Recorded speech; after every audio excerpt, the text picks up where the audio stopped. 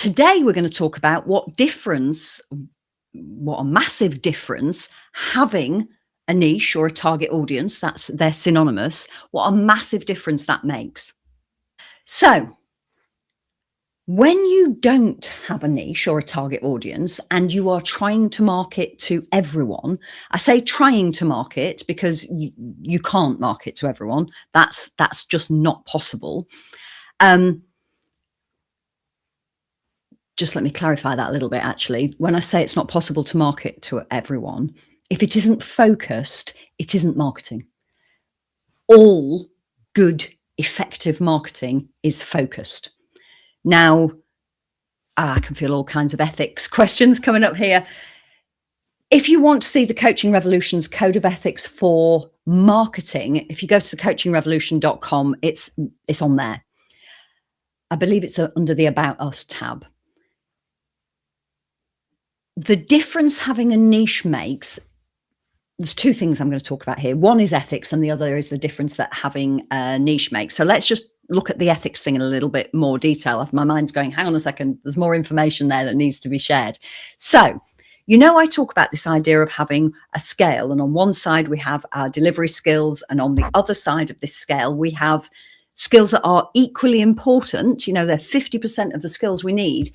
These are the skills that we use to create the opportunities to do that delivery. And this is where the Coaching Revolution sits and where I sit. This is where my expertise is. Coaches have said to me, look, I've looked at the ICF Code of Ethics or the Global Code of Ethics, and I can't see how marketing is ethical.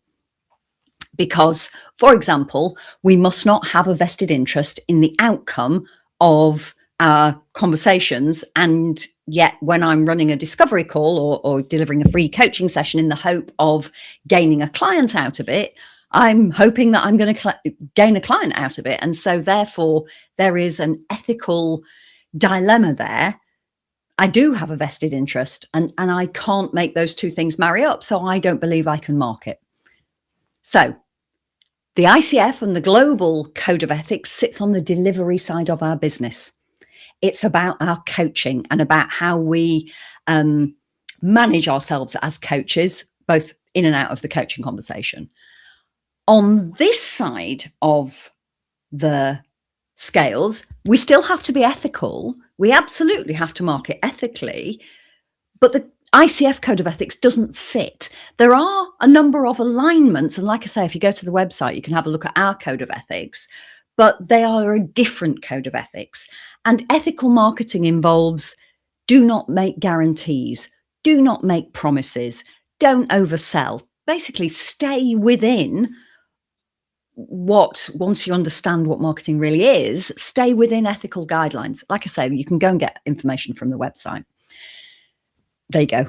If you've got any ethical questions or ethics questions, either put them in the comments or send me a message, because I do appreciate it can feel a bit vulnerable or exposing putting questions in the comments. Just send me a DM. Now, let's look at the difference having a niche makes. When you don't know who you're talking to, or more relevantly, you're trying to talk to everyone, number one, as I've already said, that's not marketing. That's just you trying to talk to everyone. I suppose you could loosely call it networking, but it's networking without any kind of strategy around it. And that makes networking very difficult. And it makes knowing what to say very difficult. When you know who you're talking to, when you've chosen your who and your what, the thing that I talked about yesterday, then you do know who you're talking to. And you do know what they need to hear in order to be able to understand why they might want to work with you, why they might need coaching. Because the really hard truth is, and this is something you're going to hear me repeat a lot, the problem that we have that no other provider of professional services has is that nobody knows what we do, but they think they know, and they're wrong. Now, the reason that that is such a barrier, and the reason that it makes marketing for coaches such a specialist thing, is that The problem that we have is that people don't know when our service can help them. Let me just elaborate on that a little bit. Doctor, architect, psychotherapist, counsellor, any other provider of professional services, people know what they do. And what that means is they know when they need their services. Now, with us, they don't know what we do. And they have no idea when our services might be useful. And unless we are able to articulate the value of what we do in a way that non-coaches can assimilate, they'll never know what we do. Now, the biggest issue that we have as coaches is that it is not possible to articulate the value of what we do in a way that everybody can assimilate, because it depends who they are and what problem that they've got that working with us would resolve. That depends what they need to hear. And so somebody who is, for example, really struggling with an awful divorce, well, we could call that a transition, but they probably wouldn't. And what they need to hear compared to somebody who, let's say, has just been promoted and is really struggling with the new role, those two people need to hear very different things. And so until we know who we're talking to and what they're grappling with, then we don't know the language we need to use or the words we need to use to help them be able to understand. Now, once we know who we're talking to and we know what problem that they've got, and just to remind you, if you didn't see yesterday's live, when we're talking about who, we need job, industry and profession. You know, which one of those are you specifically targeting? And within that vertical, if you like, which particular level of person are you targeting? Now, that means, you know, down to job title. Now, I know there's resistance to that. I know there is.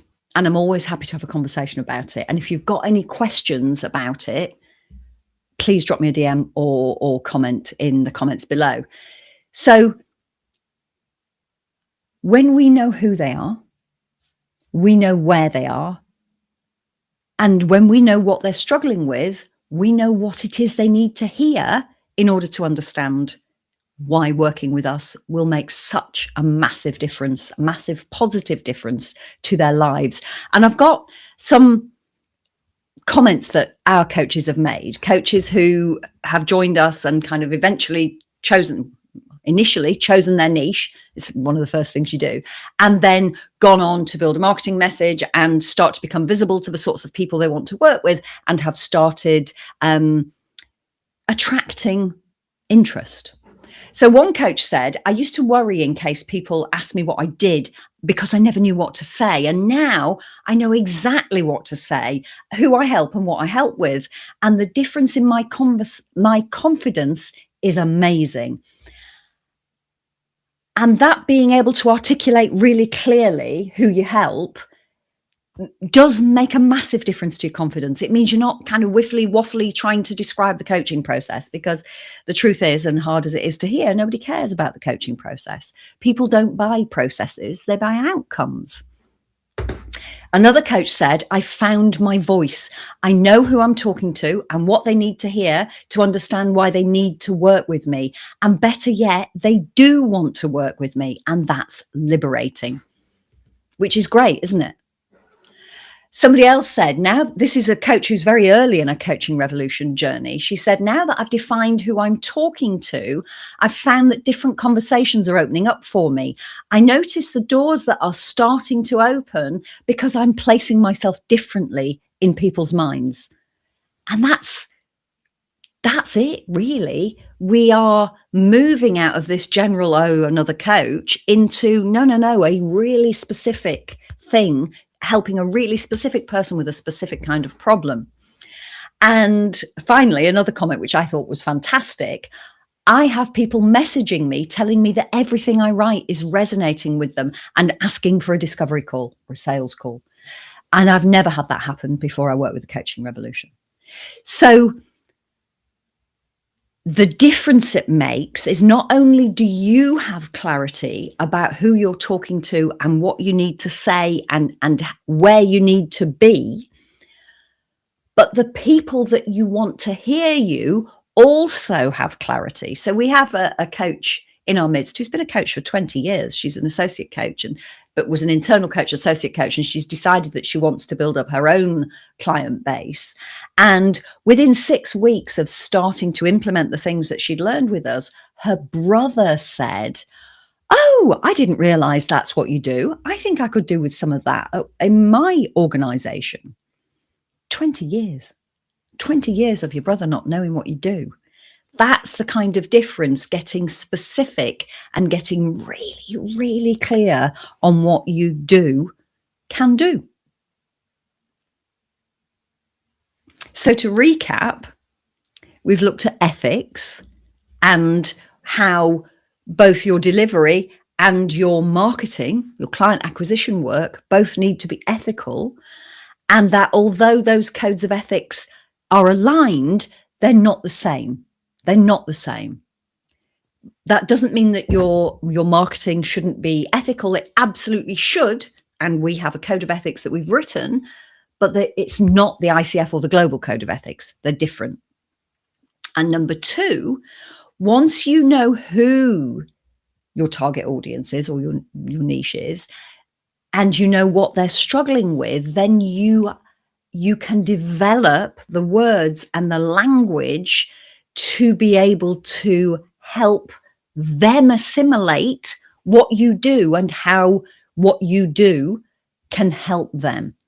Now, I had a conversation with a coach quite recently, an American coach, who said that he'd been to a networking event and that there were dozens of other coaches, quite a big networking event. He said there were dozens of other coaches and they were all ICF coaches, and which is what he is. And he said, how do I separate myself out from that? How do I make myself stand out? And the answer is to stop defining yourself as an ICF coach and accept that coaching is one of the skills that you have on your delivery side of your scales. It's, if you can let go of the identity of coach and understand it's a tool, it's a massively powerful tool. You know, I think coaching is a superpower that we should all be able to wear our knickers on the outside so that people can see at a glance that we have this superpower, but it is nevertheless a tool.